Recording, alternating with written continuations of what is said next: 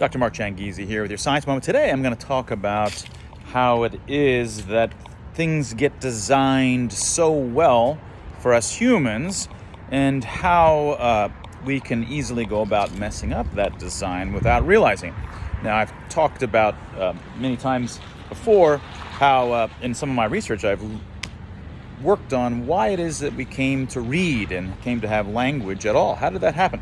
Well, it's not because we evolved to do these really modern things. It's instead that cultural evolution shaped the structure of writing to look like natural scenes, to look like the kind of contour conglomerations that you find in nature.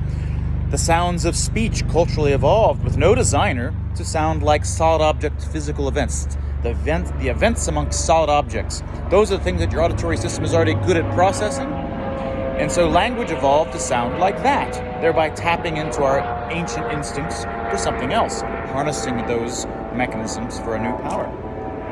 But those kinds of things happen all around us. Cultural evolution creates all of these sweet spots of design that allow us to be more than our human 1.0 evolved selves, right? Now, let me give you an example of some less romantic ways in which culture around us is designed for us.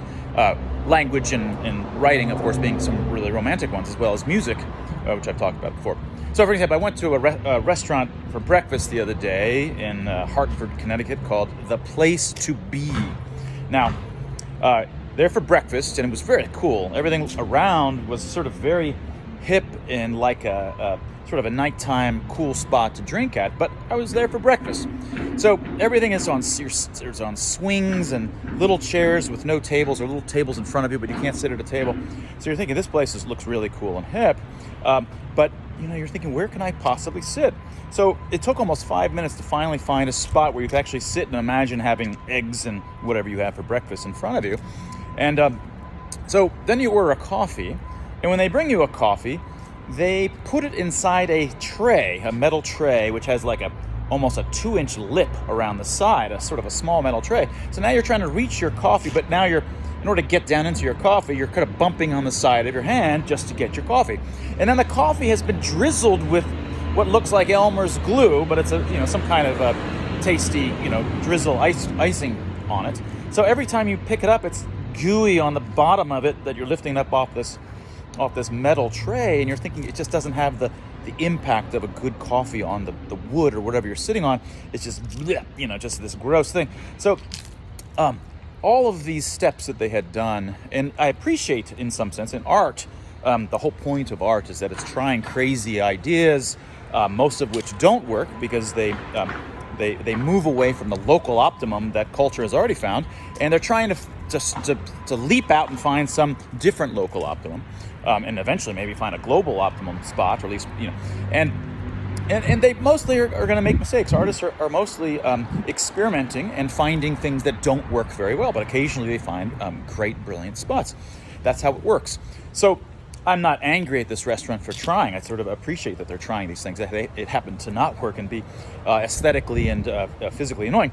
But the point is that when you make these kinds of changes, you realize that you've in fact unoptimized something that was highly optimized for us humans, something that we never appreciated. Just that the very ways that the cups and the presentation, everything brought to the table, are designed for the way we eat, the way we touch, aesthetic preferences that we have, that no one has explicitly done it. It just ended up that way over time. All right, now that's fine when it's the case for art and culinary, design and so forth. It's not fine when you do it for medicine and health and the structure of society upon which our lives and the economy and our livelihoods depend. When people suddenly and quickly, through panic, suddenly make these kinds of deviations, well, what happens? You probably were at some kind of local optimum or near local optimum in the way society had been structured, through no understanding of even any of us that had done it. It just got there over time, found some local optimum, which was pretty good, not bad. And when you, in panic, suddenly shift and you suddenly change the way that hospitals treat their COVID patients, and change the way that when there's when they all have to run because code blue, and they're not allowed to do that anymore because in that section there's COVID. So everything had to change, and they suddenly put everybody on on intubation and had to give them sedatives. And when you suddenly give everybody masks, you suddenly do all of these things out of the blue, very quickly. Well, when that happens, invariably, you've moved away from local optimum into something that's much worse. Right?